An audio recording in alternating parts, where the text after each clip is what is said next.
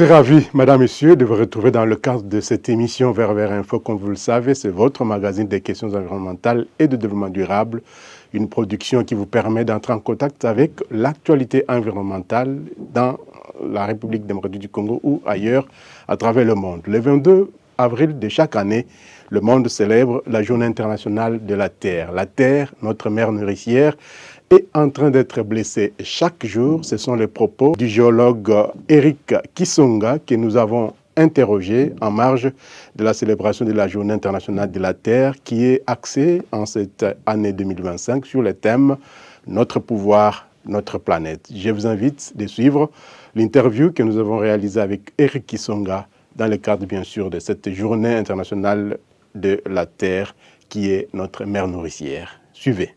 La Terre, évidemment, fait partie des différentes planètes que nous avons dans le système solaire. Donc, il y a 8 planètes et il y a les 4 premières planètes qui sont des planètes telluriques. Telluriques, ça veut dire des planètes qui ont la consistance de la Terre, donc qui sont constituées par des roches.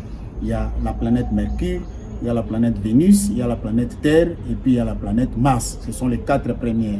Et les 4 dernières planètes, ce sont des planètes joviennes, autrement on appelle ça des planètes géantes, qui sont des planètes qui sont constituées par le gaz. Donc la Terre est parmi les planètes que nous avons étudiées dans nos cours de géologie, évidemment dans les cours de géographie aussi. Et c'est aussi une planète qui est habitable. Donc jusqu'à aujourd'hui, les conditions de vie ne sont que dans la planète Terre. Dans les autres planètes, on est en train de mener des études, vous suivez de temps en temps avec la planète Mars. Mais jusqu'à preuve du contraire, on n'a pas encore trouvé la vie. On a trouvé quand même des traces, ainsi de suite, mais la température, les conditions ne permettent pas à ce que les gens puissent vivre. Donc la Terre est la seule planète où vivent les gens. Quelle importance peut-on donner à une journée consacrée à la Terre ? Oui, c'est une journée extrêmement importante parce qu'aujourd'hui, notre Terre est en train de subir plusieurs mutations. La Terre, certes, a toujours été déjà, parce que nous, en géologie, quand nous étudions la Terre, je mets une petite parenthèse, nous étudions la Terre qui évolue. Donc la Terre d'aujourd'hui, ce n'est pas la Terre il y a des millions d'années. La Terre subit une évolution. On étudie aussi l'histoire de cette Terre-là. Et alors, actuellement, la Terre est en train de subir des mutations. C'est-à-dire quoi ? Il y a plusieurs problèmes qui arrivent au niveau de la Terre. Il y a, nous appelons ça les 3 problèmes fondamentaux de la Terre. Il y a l'augmentation de la démographie, c'est-à-dire la masse humaine est en train d'augmenter dans une progression, je dirais, pratiquement géométrique. Aujourd'hui, je pense, au niveau de la Terre, nous sommes aux environs de 8 milliards. Et le deuxième problème vient directement, c'est-à-dire avec les 8 milliards là, il faut chercher à les nourrir. Et d'ici 30 ans, donc d'ici l'an 2050, il y aura de plus en plus de problèmes de famine. Et aujourd'hui, nous savons déjà, même aujourd'hui, il y a déjà ce problème-là parce qu'il y a des gens qui sont, il y a 2 parties sur la Terre, il y a des gens qui sont fortement alimentés, bien alimentés, suralimentés. Il y a d'autres qui sont sous-alimentés. Vous voyez? Et c'est ça. Et d'ici l'an 2050, le nombre de ceux qui sont sous-alimentés ou les mal nourris sera encore beaucoup plus important qu'aujourd'hui, qu'hier. Parce que nous avons de plus en plus de problèmes de terre. Et certes, nous, en République démocratique du Congo, nous avons 80 millions de terres arables, mais il y a beaucoup de pays où il y a de plus en plus de problèmes. Avec le changement climatique, le troisième problème qui arrive, avec le changement climatique qui est vraiment en train de venir avec pompe, on est en train de voir de plus en plus de déserts commencer à s'agrandir, des forêts commencer à se réduire, et par conséquent, on aura de moins en moins des espaces où les gens peuvent cultiver juste à leur faim. Donc la famine va devenir plus importante. Et un autre problème, c'est l'exploitation des ressources minérales. Ça, c'est un problème aussi très capital que la Terre est en train de subir. Vous voyez, de plus en plus, il y a des contrats, et de plus en plus, il y a des guerres, beaucoup de guerres. En tout cas, moi, j'ai toujours dit, la plupart des guerres sont des guerres géologiques, c'est-à-dire des guerres qui sont liées aux ressources minérales.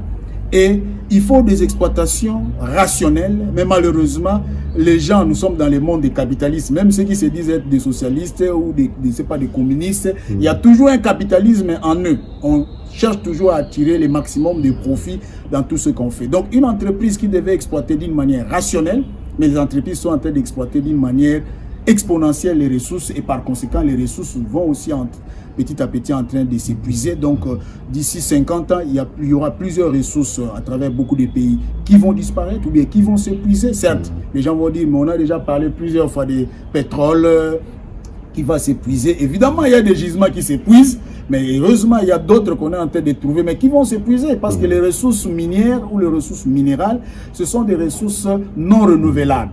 C'est-à-dire qu'ils ne se renouvellent pas. Même si on trouve un gisement, mais il y a un autre qui vient de s'épuiser. Et celui qu'on a trouvé peut aussi s'épuiser et ainsi de suite. Donc, le cycle va continuer. Et en même temps, l'exploitation minière entraîne fatalement la pollution. Ça, c'est le dernier problème.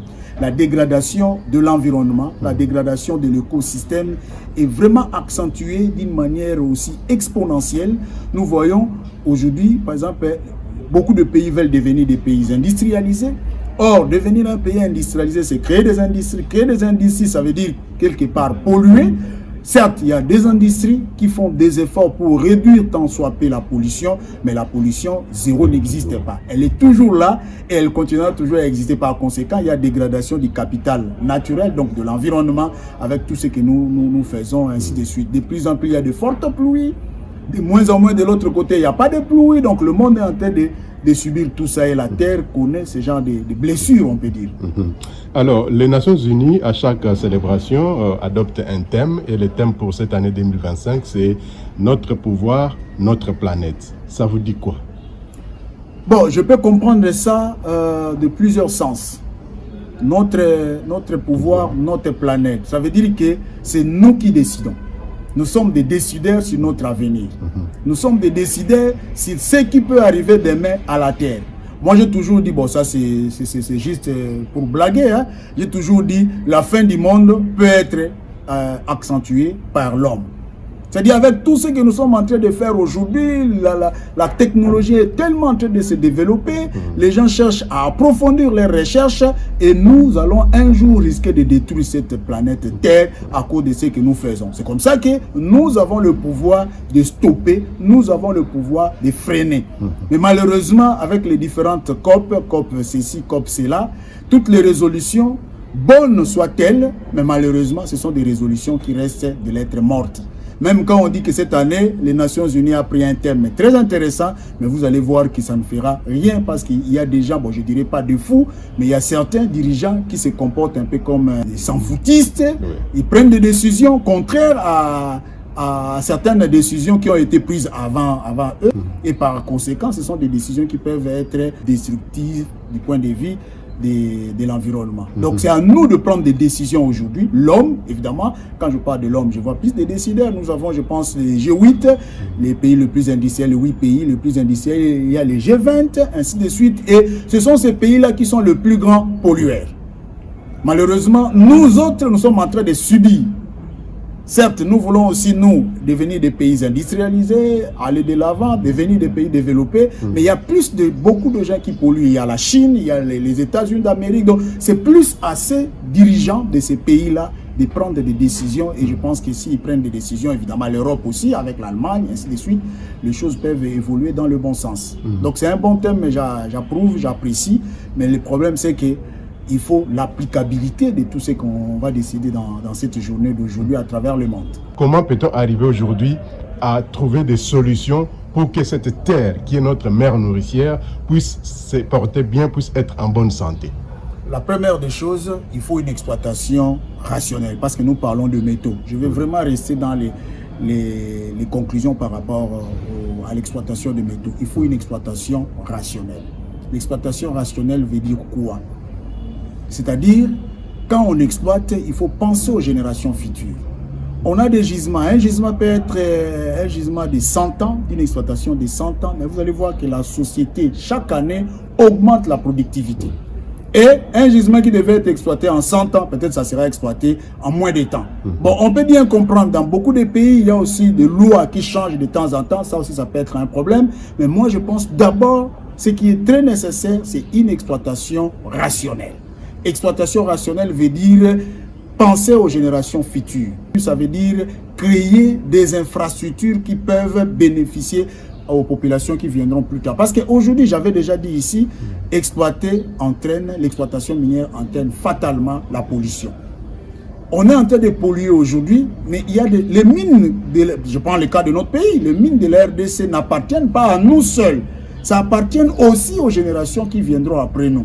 Alors si aujourd'hui on exploite, on construit des écoles, on construit des routes, on essaye de donner l'emploi aux gens, je pense que les générations futures trouveront déjà un cadre idéal sur lesquels ils peuvent vivre sans trop de difficultés. Donc ce qui est très important, c'est l'exploitation rationnelle. La deuxième des choses, c'est la gouvernance. Il faut une bonne gouvernance. Ce n'est pas la gouvernance de foi que disent les politiciens, hein. Beaucoup parlent de la bonne gouvernance. Il y en a qui ont créé des partis politiques dans lesquels nous retrouvons le mot bonne gouvernance, mais eux-mêmes n'ont jamais été dans la bonne gouvernance. On connaît, je n'ai cité le nom de personne, mais vous connaissez un peu ce qui se passe. Il faut une très bonne gouvernance. C'est-à-dire, les ressources minières ou les redevances minières doivent être localisées, doivent être, je dirais, encadrées, voire même dirigées dans des secteurs qui sont prioritaires pour que toute la population en bénéficie. Ce n'est pas qu'une poignée de gens qui bénéficiera de tout ce qui est richesse d'un pays. Ah, ça, c'est pas intéressant. Et malheureusement, c'est le cas de beaucoup de pays africains où il n'y a pas de bonne gouvernance. Il n'y a pas seulement des pays africains, on peut prendre même beaucoup de pays. Il y a vraiment, le monde est aujourd'hui dirigé par une poignée de gens et ce sont ces gens-là qui sont extrêmement nantis pendant que les autres sont pauvres et ils sont en train de mourir alors qu'ils ont des richesses dans leur sous-sol. Donc la rationalité et puis la bonne gouvernance serait une très bonne chose en ce qui concerne l'exploitation des métaux. Quel est l'avenir de notre terre aujourd'hui en marge de la journée mondiale de la terre? Nous avons tous vu, j'ai vu comment le niveau de l'eau a augmenté. Il y a beaucoup de parties basses dans la ville de Kinshasa qui étaient restées sous l'eau pendant beaucoup de temps. J'ai vu à Luozi, avant la traversée, comment le niveau de l'eau avait augmenté. Ça, ce sont les méfaits du changement climatique. C'est comme ça que nous devons, nous, changer aussi notre comportement. Certes, on parle aujourd'hui de pouvoir par rapport à l'avenir de la terre, mais nous aussi, la population, surtout la population quinoise, qui est incivique à une manière dont vous ne pouvez pas comprendre. Les gens jettent des bouteilles en plastique n'importe où et vous allez chercher à ce que demain, on puisse venir enlever ça pour vous. Mais non, commencez d'abord vous-même par conserver votre bouteille en plastique. À la ville de Kinshasa, nous sommes aux environs de 18 millions. Si par jour, 1 million de gens consomment les jus en plastique, si 100 000 peuvent conserver leurs bouteilles pour jeter dans une poubelle, 900 000 jettent ça à la rue. Et par conséquent, ce sont ces bouteilles qui vont constituer des couches et des couches sous la terre. Et quand il y a la pluie, l'eau ne peut pas s'infiltrer. Parce que s'il y a la pluie, la précipitation, une partie de l'eau va pénétrer dans les sols. Donc il y a l'infiltration. Une partie ruisselle, une partie rentre dans l'évaporation. Évidemment associée à la transpiration aussi. Maintenant là, l'infiltration, comme il y a des bouteilles, il y a des sachets un peu partout, il n'y aura pas d'infiltration. La conséquence, c'est quoi? Il y a des inondations. Nous avons vu pas longtemps ici, il y avait l'inondation dans la rivière Njili. Mais quand vous regardez la pluie là, elle était autour de 58 mm. Je peux même arrondir ça à 60 mm. Donc c'était une pluie normale. Et ce que les gens ne comprennent pas, regardez, l'inondation a eu lieu d'un seul côté. La rivière Njili. Mais la rivière Njili a un autre affluent qu'on appelle la rivière Lukaya. Et si vous regardez la route nationale numéro 1 au niveau de Kazangulu a été coupée, ça veut dire que beaucoup d'eau qui ont créé des problèmes dans la ville de Kinshasa à la rivière Njili était venu de la province du Congo central, donc de Lukaya. Mettons-nous à changer nos manières, à changer notre façon de vivre. Ne pas jeter des bouteilles n'importe où. Nous allons éviter un certain nombre de choses. Aussi longtemps que nous continuons à faire ça, il y a le changement climatique qui est là. La terre est en train de souffrir. La terre est en train de pleurer. La terre est en train de se déchirer. La terre subit des plaies. Voilà, c'était là donc Eric Kisonga, il est géologue, il a donc épinglé beaucoup d'autres informations sur ce que nous devons en tout cas faire pour protéger la terre qui est notre mère nourricière, qui est aujourd'hui en train d'être blessée chaque jour à cause des actions anthropiques.